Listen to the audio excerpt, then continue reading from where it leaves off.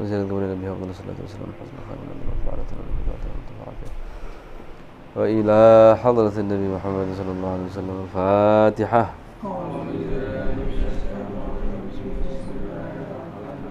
الحمد لله رب العالمين.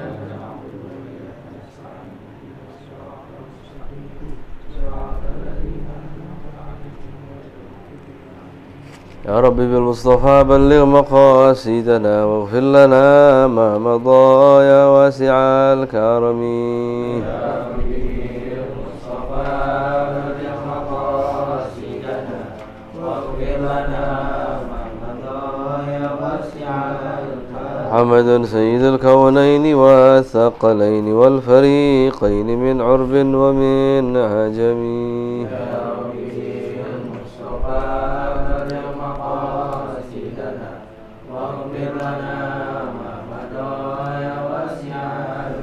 نبينا الأمير الناهي فلا أحد أبر في قول لا منه ولا نعم. يا رب بالمصطفى بلغ مقاصدنا واغفر لنا والحبيب الذي ترجى شفاعته لكل هول من الأهوال مقتحم. يا رب بالمصطفى بلغ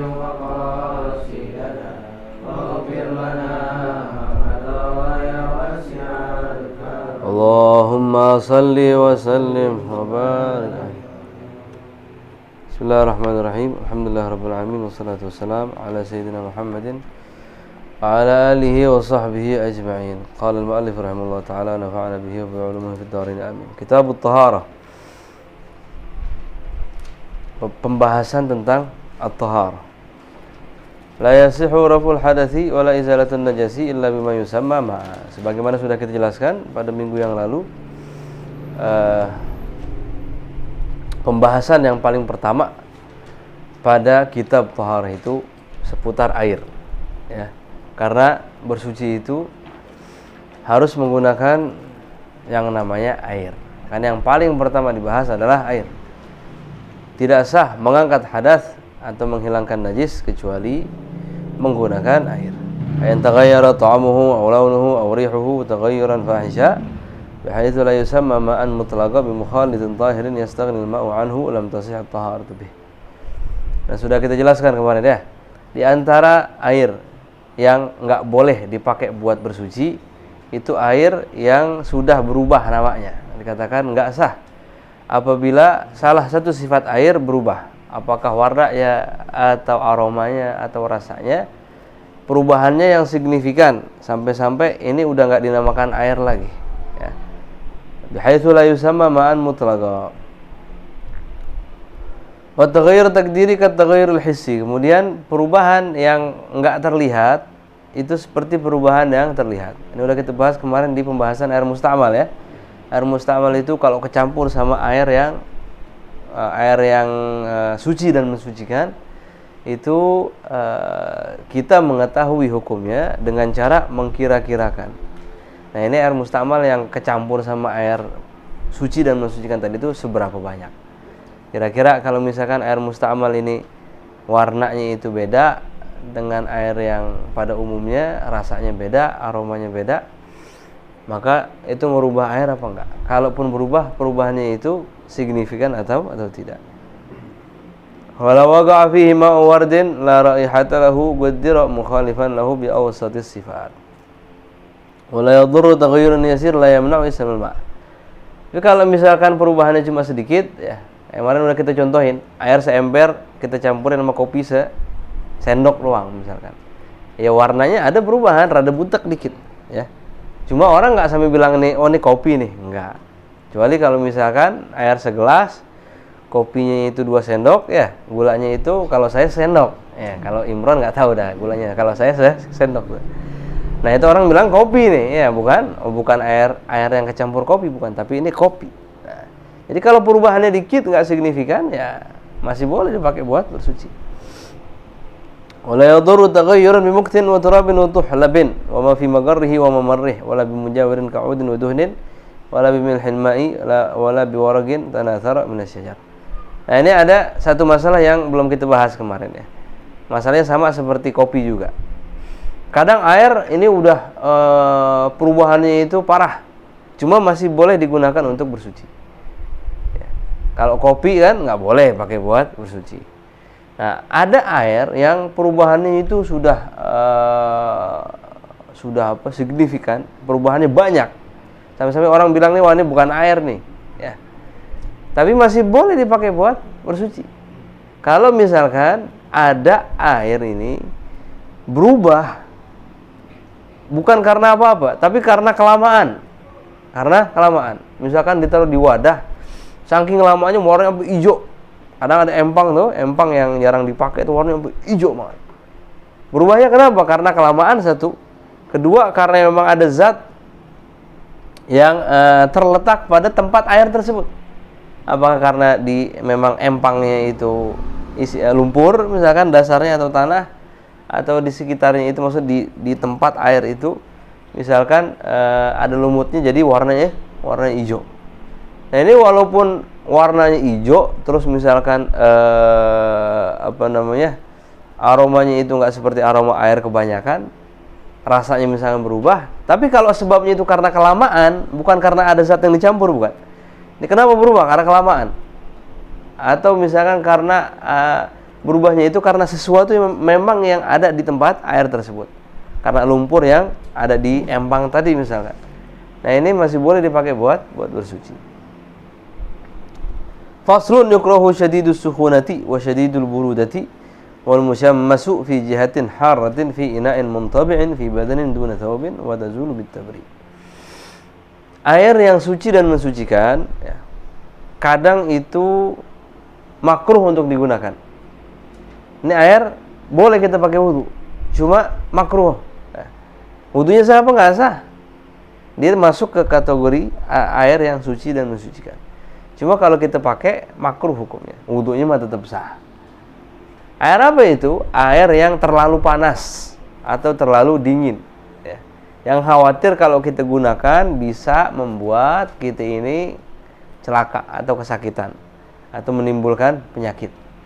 Panas misalkan, mau dimasak atau misalkan ini air, misalkan wadah air tersebut di wadah yang terbuat dari aluminium atau besi, kemudian matahari sedang terik-teriknya. Kalau misalkan digunakan, khawatir itu zat yang kecampur dari aluminium yang kecampur ke air tadi, itu bisa menimbulkan penyakit di kulit kita. Nah, ini kita makruh menggunakan air yang semacam ini. Apakah saking panasnya, apakah panasnya ini emang dimasak airnya, atau misalkan dari pemanas, atau tadi terik matahari kemudian wadahnya itu, torennya itu misalkan dari aluminium. Di tempat yang di daerah yang panas ketika musim panas ya. Kalau Indonesia nggak masuk ya. Nah, ini disebut oleh fuqaha namanya air musyammas, air yang kena matahari ya. Tapi kalau di Indonesia nggak berlaku. Kenapa? Karena Indonesia ini relatif nggak panas karena tropis ya. Tapi mungkin aja di Indonesia ini air itu makruh digunakan karena panas. Tapi bukan karena sebab khawatir penyakit yang ditimbulkan oleh zat yang terlepas dari wadah air yang terbuat dari aluminium atau besi tadi ya. Tapi karena saking panasnya, misalnya air baru mendidih 100 derajat ente pakai, nah, makruh hukumnya. Bahkan bisa sampai haram kalau ente yakin itu berbahaya. Air misalkan 100 derajat, wah, ane mau ngetes iman ane nih ya. Kalau wudu pakai air biasa, air adem biasa udah, ini pengen karena ane taat banget nih ya, wudu pakai air panas mendidih. Wah, ini bukannya bagus, dosa, haram hukumnya. Karena mencelakai diri sendiri itu hukumnya haram. Wala tulgu bi'aidikum ila tahlukah. Jangan engkau menyebabkan kecelakaan untuk dirimu sendiri. Jangan membinasakan diri sendiri. Enggak boleh. Di antaranya wudu menggunakan air yang sangat panas. Kalau misalkan bisa ditahan, cuma khawatir terkena penyakit, masih makruh, sebatas makruh. Tapi kalau yakin kalau misalkan ini melepuh kulit, mah haram hukumnya. Karena nyakitin diri sendiri, nggak boleh.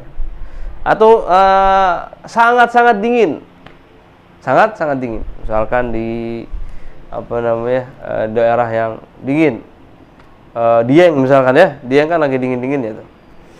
Airnya berapa derajat diukur misalkan hampir 0 derajat, 1 derajat, 2 derajat. Kalau 0 kan beku itu ya. Nah, misalkan nggak sampai batas beku, masih bisa dipakai. Nah ini kalau misalkan dipakai nih khawatir dia celaka. Artinya kedinginan bisa sampai pingsan atau semacamnya. Maka makruh menggunakan air yang seperti itu. Atau misalkan kondisi fisik dia lagi kurang sehat. Kalau misalkan kena air yang sangat dingin bisa sakit, atau bisa tambah penyakitnya.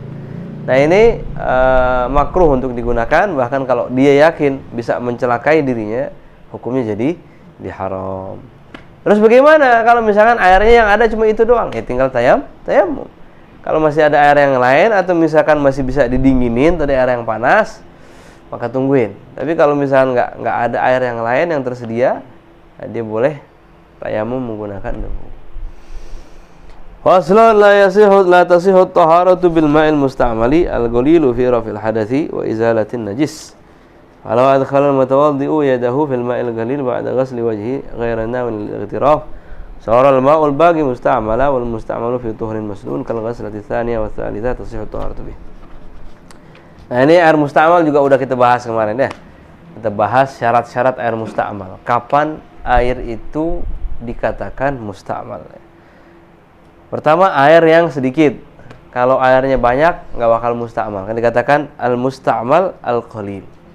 Kalau misalkan wudu di kolam yang lebih dari 2 kulah atau lebih. Walaupun wudu di atas kolamnya langsung, nggak pakai keran, nggak pakai gayung, maka itu air nggak bakal jadi musta'mal. Kenapa? Karena syarat air musta'mal sedikit ya. Kalau airnya 2 kulah atau lebih nggak bakal musta'mal dia.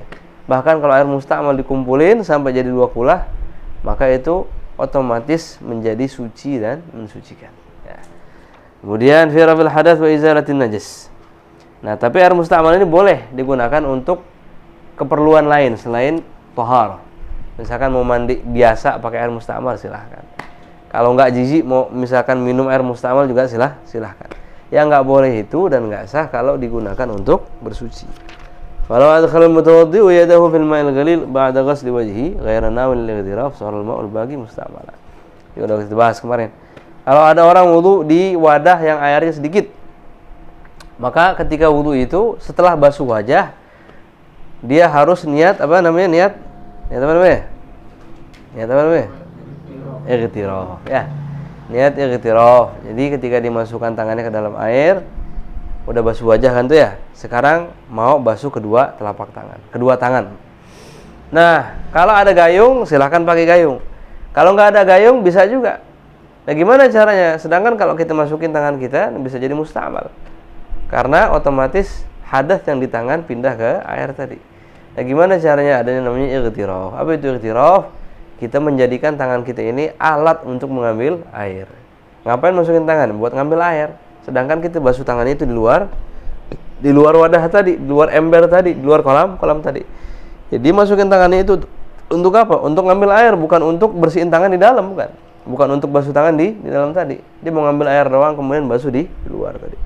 Itu namanya ightiraf. Nah, ini aman dari air musta'mal. Artinya itu air yang di ember enggak jadi musta'mal. Wal musta'malu fi tuhrin masnun kal ghaslati tsaniyati wa tsalitsati tasihhu taharatu bihi. Nah, udah kita bahas juga kemarin. Kalau basuhan kedua dan ketiga itu kan hukumnya sunnah. Air bekas basuhan kedua dan ketiga bukan musta'mal. Nah, jadi pembahasan kita tentang air yang 2 dari 3 sudah kita bahas. Itu air suci dan mensucikan. Kemudian air suci dan tidak mensucikan. Yang ketiga sekarang kita bahas adalah air yang mutanajjis. Enggak boleh dimanfaatkan sama sekali. Kecuali untuk apa? Untuk tanaman boleh. Air mutanajjis kita gunakan untuk nyiram pohonan boleh enggak? Boleh. Tapi kalau untuk ke badan atau ke pakaian itu dilarang. Apalagi untuk bersuci, untuk wudu, untuk mandi enggak boleh. Nah, apa itu air yang najis atau mutanajjis ya? Apa itu air yang mutanajjis? Air yang mutanajjis ini itu terbagi dua. Ada air yang sedikit mutanajis, ada air yang banyak mutanajis. Air yang sedikit bisa menjadi mutanajis, ya. Air yang sedikit bisa menjadi mutanajis kalau yang sedikit ini yang kurang dari 2 kulah, ya, yang kurang dari 216 liter. Air yang sedikit bisa menjadi mutanajis kalau kena najis, ya. Kalau kena najis, kalau kecampur sama najis. Walaupun najis tadi itu enggak memberikan pengaruh terhadap air, artinya itu air kayak enggak kena apa-apaan. Misalkan air seember kecil, kemudian kena cipratan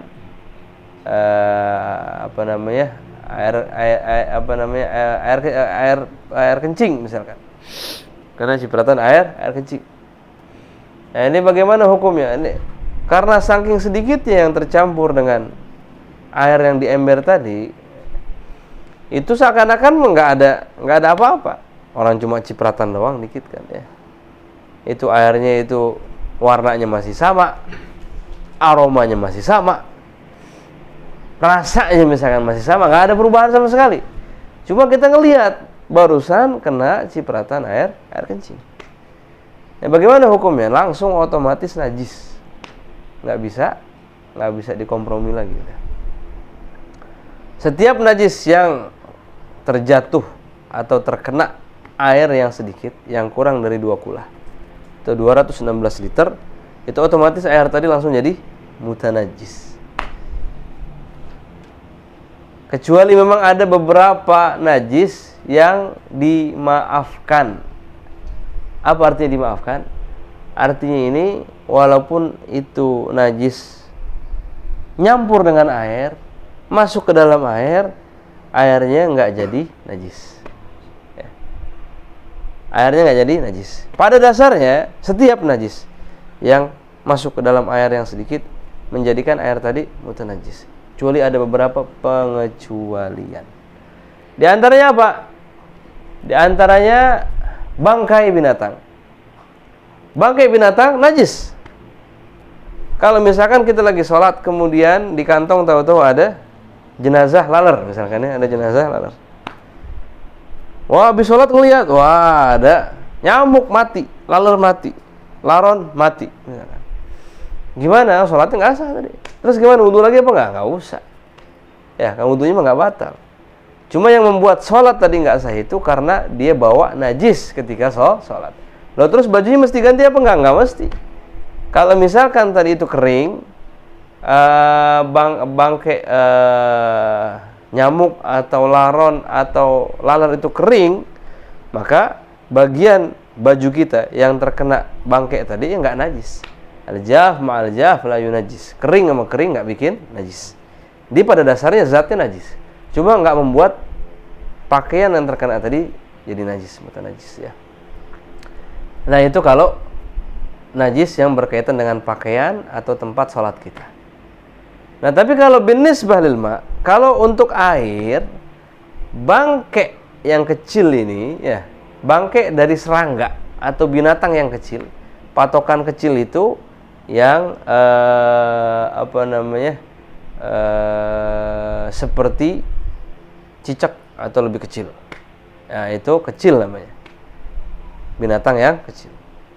Bangkainya kalau masuk ke dalam air yang sedikit itu enggak menjadikan air tadi mutanajis. Jadi ini pengecualian, ya. Pengecualian. Dia najis dia.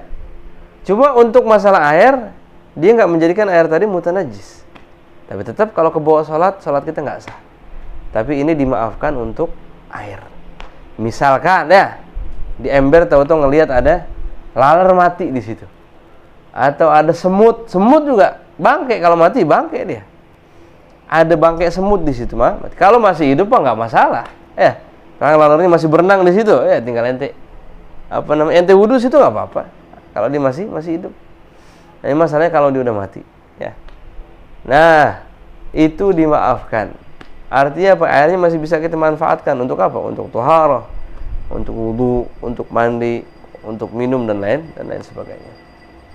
Dia dasarnya najis, cuma dimaafkan. Ya. Dengan syarat ini nyemplung ke dalam air dengan sendirinya atau ketiup sama angin, bukan dengan perbuatan orang. Bukan dengan perbuatan orang. Oh, kenapa bisa ada di mari bangkainya? Oh, ketiup angin. Atau misalkan itu laler masuk ke dalam air, kemudian mati. Ketika masuk masih hidup dia. Cuma karena nggak bisa berenang, mati dia. Itu bahkan kalau disengaja pun nggak masalah. Ya, Wahid misalkan ngumpulin laler, masukin ke dalam ember tuh yang isinya dikit airnya tadi. Masih hidup dia, dilihatin aja terus mati misalkan. Airnya nggak menjadi najis. Kenapa? Karena itu walaupun karena perbuatan orang, cuma ketika nyampur ke air, posisinya masih hidup, ya, dia masih hidup. Ketika dia mati, emang dia udah di air. Nah, ini dimaafkan. Dengan syarat juga itu bangkai nggak merubah sifat air. Contoh misalkan air seember, bangkainya cuman satu, misalkan laler mati satu di situ, atau nyamuk satu di situ, semut di situ, laron di situ, ya. Atau kecoa misalkan kalau nggak jijik dari situ. Ini biasanya nggak ngerubah. Karena apa? Karena sedikit, ya. Maksudnya baunya nggak berubah, warnanya nggak berubah, rasanya nggak berubah. Tapi kalau misalkan bangkai laler sekilo, ente masukin ke ember itu, ya. Bukan masukin nggak sengaja, misalkan memang di situ semua. Nah, ini biasanya kemungkinan besar berubah. Baunya kah berubah? Aromanya rasanya kah atau warnanya? Nah, ini nggak dimaafkan lagi udah, ya. Kenapa? Airnya berubah. Ini kita bicara kalau nggak berubah, ya. Jadi najis itu tidak membuat air menjadi mutanajis. Walaupun dasarnya najis dia. Nah, ini pengecualian. Kenapa kok dikecualikan? Li umumil balwa. Kenapa? Karena sering kejadian kalau hal-hal kayak gitu, ya. Misalkan sering kan kita apalagi kalau lagi musim laron misalkan, ya. Musim laron, itu kan laron kan sembarangan dia. Kadang-kadang sayap laron kan najis hukumnya. Kalau misalkan kebawa lagi sholat nggak sah, kecuali memang kalau sulit dihindarkan, ya. Lagi musim laron masuk ke dalam air sedikit, ya. Dasarnya dia najis, tapi dimaafkan. Kenapa? Karena sering kejadian. Jadi dimaklumin, dimaafkan. Masih airnya tadi masih bisa digunakan untuk bersuci. Nah, itu air mutanajis yang sedikit. Ini masih bisa diselamatkan atau tidak? Ya. Air yang sedikit mutanajis. Ini masih bisa diselamatkan. Masih bisa diselamatkan. Artinya misalkan ini air 2 kulah kurang dikit. Kurang dikit. Misalkan 2 kulah itu kan 216 liter. Ini berapa ini jumlahnya? Ini 200 liter, kurang 16 liter doang. Kalau dibuang mau sayang-sayang. Gimana caranya? Tambahin air lagi. Tambahin air. Sampai 2 kulah. Kalau ternyata airnya ini nggak berubah salah satu sifatnya, maka itu jadi suci dan mensucikan lagi. Ya, misalkan di kolam nih kecampur sama najis, airnya dikit. Cuma nggak berubah karena najisnya sangat sedikit. Airnya, warnanya, rasanya, kemudian aromanya nggak berubah. Nah, gimana? Sekarang mah nggak boleh digunakan, nggak boleh dipakai, najis, mutanajis airnya. Gimana cara nyelamatinnya? Buka aja keran, sampai banyak jadi suci lagi dia. Kalau udah 2 kulah jadi suci lagi. Atau misalkan ada 5 ember, ada 5 ember. Kalau setiap embernya nggak sampai 2 kulah, setiap ember najis semua, mutanajis semua. Gabungin jadi satu. Kalau sampai 2 kulah, kemudian sifatnya itu nggak berubah, maka hukum air tadi suci dan mensucikan. Ya. Ini masalah air mutanajis yang sedikit. Jadi air yang mutanajis, ada air mutanajis yang sedikit, air mutanajis yang banyak. Nah, kemudian sama hukumnya dengan air sedikit yang mutanajis itu setiap benda cair selain air. Setiap benda cair selain air, maka hukumnya sama dengan air yang sedikit. Apa contohnya? Minyak. Apalagi misalkan? Pokoknya benda cair selain air apa? Kecap, ya. Apalagi? Misalkan bensin. Pokoknya benda cair selain air. Kalau kejatuhan najis yang tidak dimaafkan najisnya, maka otomatis semuanya itu jadi mutanajis. Bahkan kalau itu minyak goreng misalkan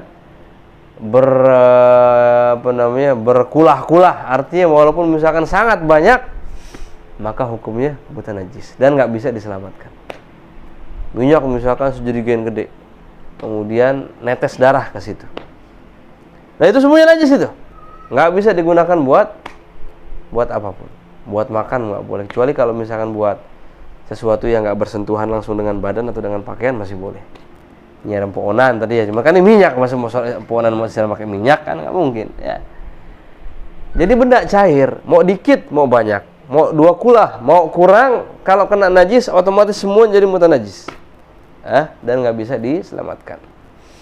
Seperti itu, kecuali kalau penggunaannya itu nggak bersentuhan langsung dengan badan atau nggak dikonsumsi. Ya buat benda mati yang lain, nah itu nggak apa-apa. Tapi kalau yang misalkan buat badan, buat dikonsumsi, nggak boleh. Nggak boleh. Misalkan sirup nih ya, kemarin korban tuh sirup misalkan Orson air gede, tempatnya gede, kejatuhan najis ya, udah nggak boleh diminum itu.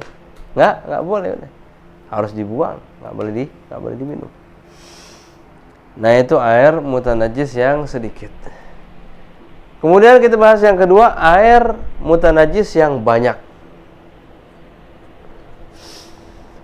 Kalau air banyak, 2 kulah atau lebih, ketika dia ini kecampur sama najis, ada najis yang jatuh ke air itu, maka enggak otomatis jadi mutanajis airnya, ya, enggak otomatis jadi mutanajis.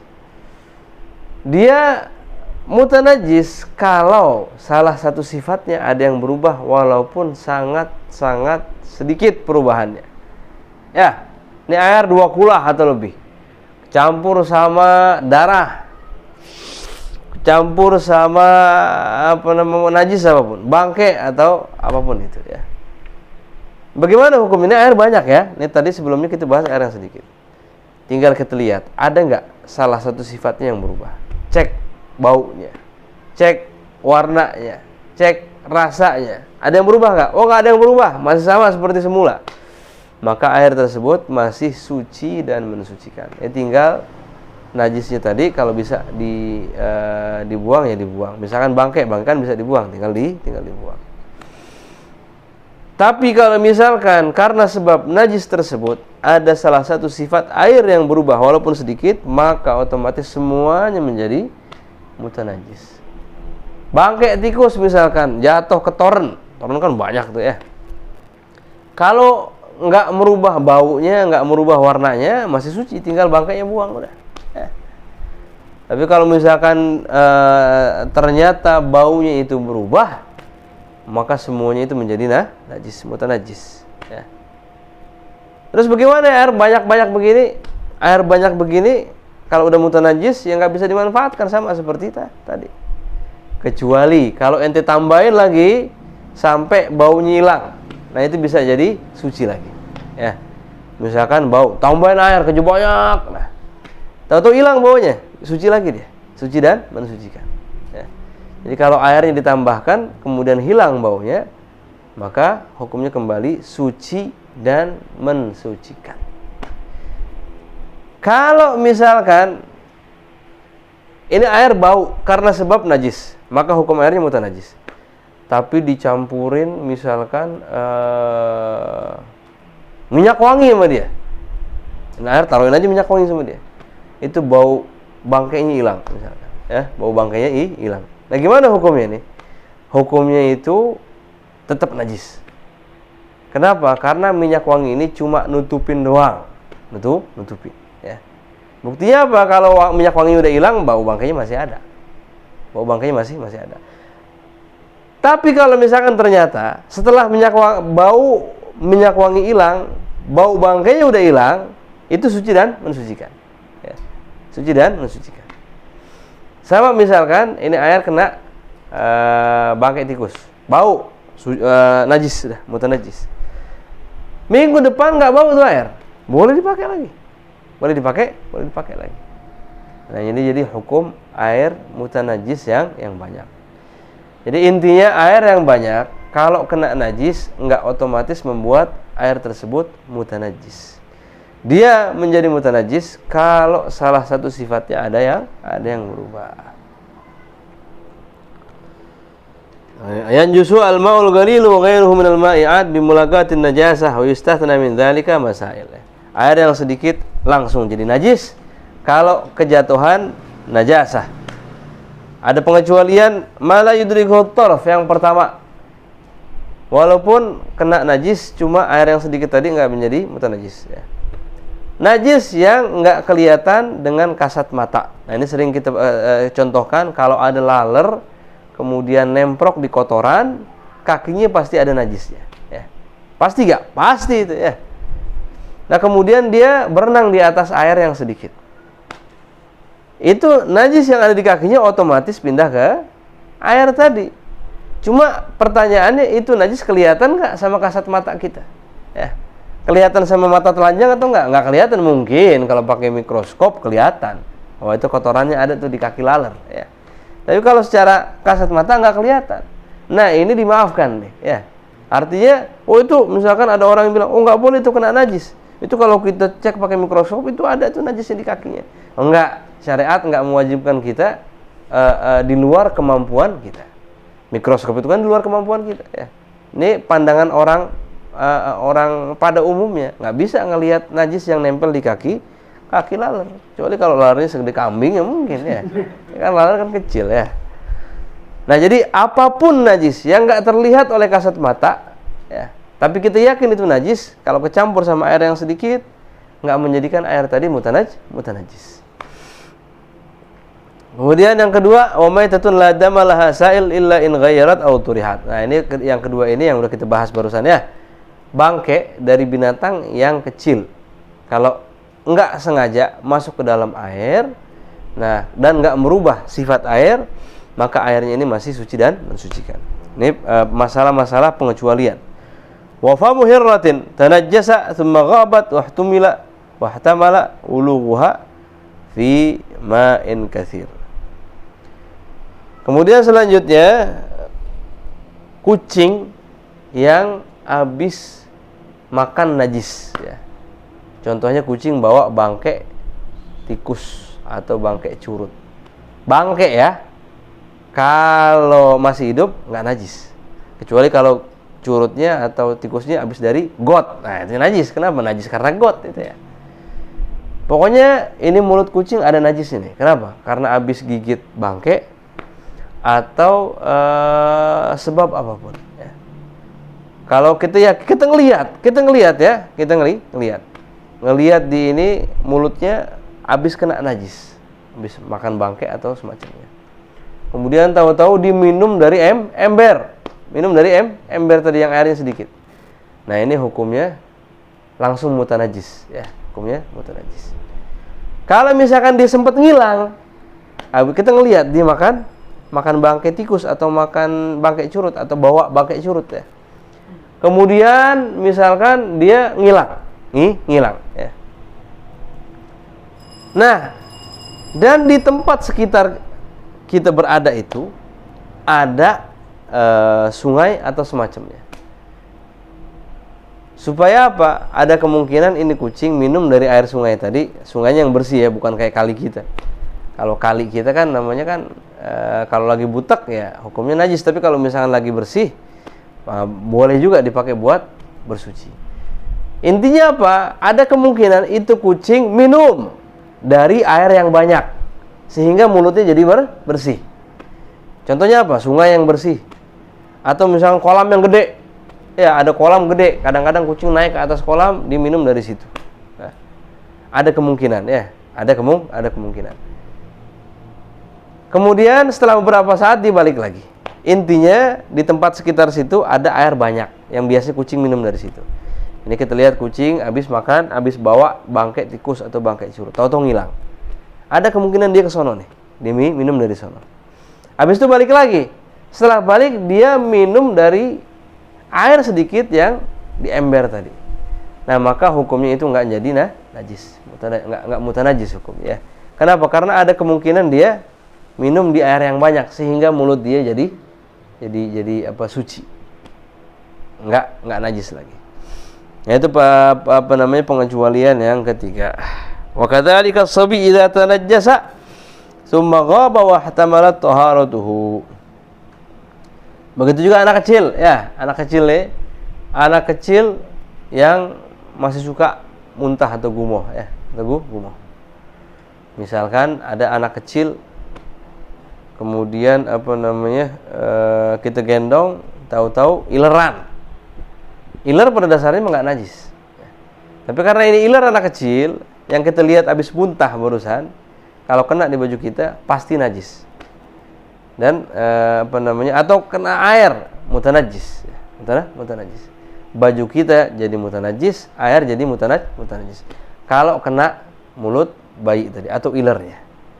Yang sebelumnya dia habis muntah. Beda kalau misalkan kita nggak ngelihat dia muntah. Maka pada dasarnya hukumnya suci, ya.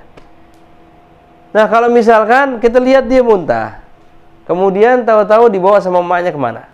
Ya pokoknya ngilang lah. Mungkin dibersihin atau gimana. Balik lagi. Kemudian itu air liurnya kena baju kita atau kena air yang sedikit, maka hukumnya tidak najis. Karena ada kemungkinan udah dibersihin.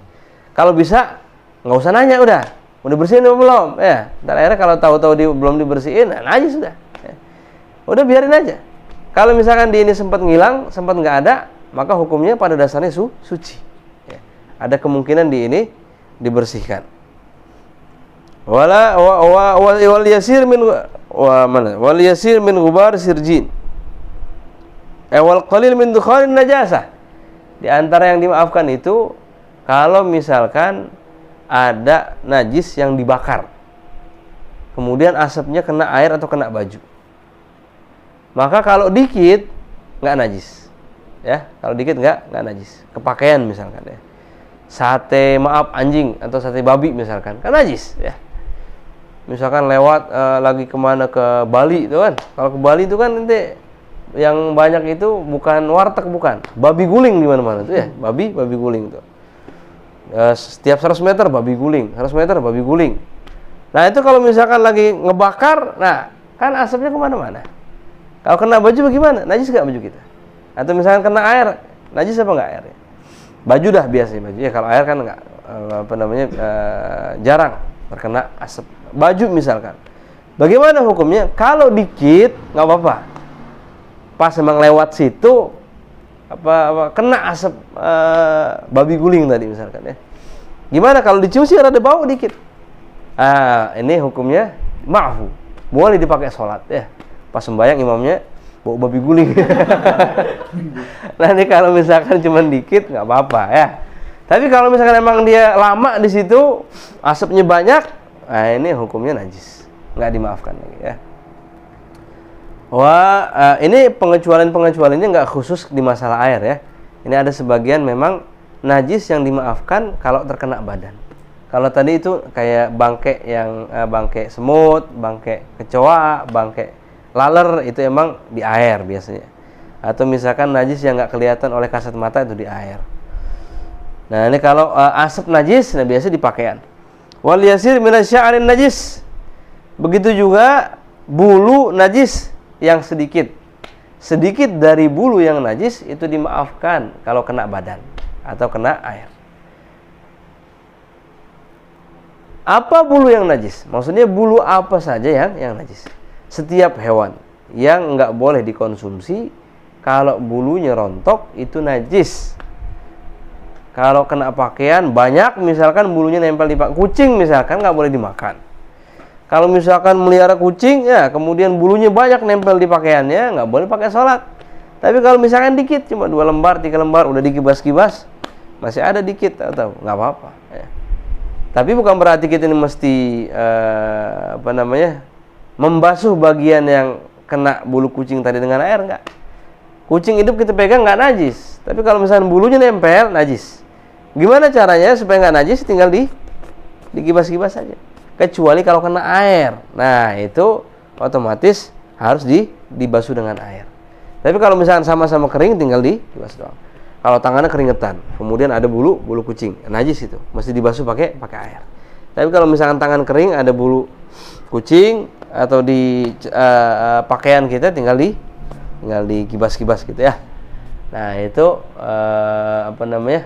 nggak perlu dibasuh pakai air lagi. Tapi kalau misalkan salah satunya ada yang basah, otomatis untuk menghilangkan najis harus menggunakan air. Di antaranya wal yasir min ghubari sirjin. Kalau orang dulu itu bikin roti itu pakai apa? Tungku yang terbuat dari tanah, kemudian di bawahnya ada kayu bakar dibakar. Kemudian adonan roti itu ditempelin ke tungkunya itu ya. Nah, ntar kalau udah matang diangkat. Nah, kadang sebagian tungku itu terbuat dari najis, kadang ya. Ada sebagian tungku supaya lebih kuat itu ada campuran najisnya, ada campuran kotoran hewannya. Ada campuran kotoran hewan. Kalau sekarang mungkin udah nggak ada. Kalau dulu masih ada ya. Nah, misalkan ada orang lewat situ, lewat tungku yang nyala, yang terbuat dari najis sebagian itu ya, otomatis asapnya juga najis. Nah, kemudian kena badan dikit, nah itu hukumnya dimaafkan. Tapi kalau sekarang udah nggak ada lagi. Wala yunajjisu ghubaru sirjina Allah ar-radba wa idza kana al-ma'u gullatayn fala yanjisu bi wuqu'in najasati fihi la yataghayyara ta'muhu aw launuhu aw rihuhu. Nah, tadi masalah-masalah najis yang dimaafkan ya. Kalau kena pakaian atau kena air. Nah, tadi bangkai kecil itu dimaafkan kalau kecampur sama air, tapi kalau di pakaian enggak. Laler yang mati, nyamuk, semut, kalau masuk ke air nggak sengaja, airnya nggak jadi najis. Tapi kalau di pakaian dia nggak dimaafkan, dia nggak dimaklumin. Kalau habis sholat, habis sembahyang, tahu-tahu ada semut, ada nyamuk, ada laler mati, nah itu wajib diulang sholatnya. Kalau misalnya udah di luar waktu, wajib diqadha. Walau taghayyuran yasira, adapun air yang banyak kalau kena najis nggak otomatis menjadi najis kecuali kalau berubah sifatnya. Fa in zala taghayyuruhu bi nafsihi, air banyak kena najis, bau atau warnanya berubah. Beberapa lama kemudian perubahan tadi hilang. Yang awalnya bau didiemin seminggu hilang. Atau mana tadi? Au bima'in tahura, atau misalkan ditambah air lagi sehingga perubahan yang disebabkan oleh najis tadi menjadi hilang. Maka hukumnya kembali suci dan mensucikan, ya. Jadi kalau misalkan ada air kecampur sama najis, jangan panik. Artinya diemin aja dulu. Kalau misalkan beberapa lama dihilang, itu air balik lagi jadi suci dan mensucikan. Au bimiskin au kadurati turabin fala wal jari karrakid. Bagaimana kalau air najis dicampur sama kaporit? Nah, bagaimana hukumnya? Lihat dulu. Kalau misalkan setelah bau kaporitnya itu hilang, airnya itu enggak bau, maka hukumnya suci dan mensucikan. Amannya tungguin sampai bau kaporitnya hilang, ya. Kenapa? Karena kaporit ini lebih dominan di di mana dia? Apakah di baunya atau di warnanya? Bau ya. Kaporit itu karena baunya ya. Nah, kalau misalkan kaporit digunakan untuk menghilangkan bau najis, maka kemungkinan besar itu ketutup sama bau kaporit, bukan ngilangin, bukan ya. Makanya kalau misalkan setelah kaporitnya hilang, baunya masih ada, ya tetap najis. Tapi kalau bau kaporit hilang, bau najis juga hilang, itu suci dan mensucikan. Wal gullatan 500 ridlin Baghdadi taqriban, fala yadurru nuqsan ridlain wa yadurru nuqsan aktsar. Wa qadru bil masahati fil murabba'i dira'an wa rub'un, ya. Adapun ukuran 2 kullah itu ya tadi, kalau ukuran liter sekarang setelah diukur oleh sebagian ulama mutaakhirin itu kurang lebih 216 liter. Kurang seliter 2 liter mah enggak apa-apa. Kurang seliter enggak apa-apa. Dihitung nih 215,5 liter. Dua kula air banyak atau sedikit? Wah, air banyak nih. Ya. Kalau misalkan 200 liter, wah ini air sedikit. Yang dimaklumin itu kurang lebih setengah literan lah. Karena kalau ukuran 1 liter ya. 1 liter ini masih di toleransi. Kalau misalkan mestinya 216, kurangnya 1 liter masih dihukumi air yang banyak. Tapi kurangnya 10 liter, 20 liter, nah itu hukumnya jadi air yang sedikit. Itu kalau kita mengetahui atau ingin mengetahui ini air dengan cara menghitung literan ya. Tapi kalau bil misahah, kalau kita mau tahu cara menghitung 2 kulah ini dengan ukuran tempat airnya, gampang. Kalau tempat airnya itu persegi 4, maka panjang, lebar, dalam ya, itu kurang lebih 1 dhira' 1/4. Kurang lebih berapa? 60 cm ya. 60 sentian lah kurang lebih. 60 cm ke dalam, 60 cm lebar, 60 cm panjangnya. Kalau misalkan semuanya sama 60 cm, maka berarti ini dua kulah. Wa bil mudawwari kalbiri dhira'ani umgan. Kalau misalkan dia ini tempat airnya itu tabung, kayak misalkan sumur atau misalkan kolam di rumah atau ember ya. Ember itu kan bulat ya. Kalau bulatnya itu bulat sempurna, enggak mengerucut ya. Nah, itu dalamnya 2 dhira', kurang lebih 80 sampai 100 meter 100 cm. 80 sampai 100 cm. Kemudian diameternya itu 40 sampai 50 cm. 50 cm lah. Lebar diameter 50, dalamnya 100 meter ya. Nah, kalau misalkan sudah seperti itu, berarti bisa dipastikan ini air 2 kulah. Air 2 kulah.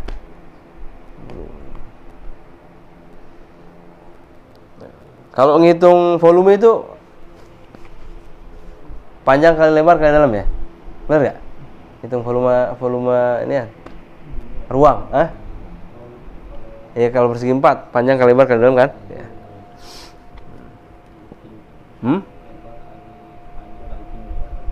Ini panjang kali lebar kali tinggi gitu ya. Panjang kali lebar kali tinggi. Faslun wallahu a'lam.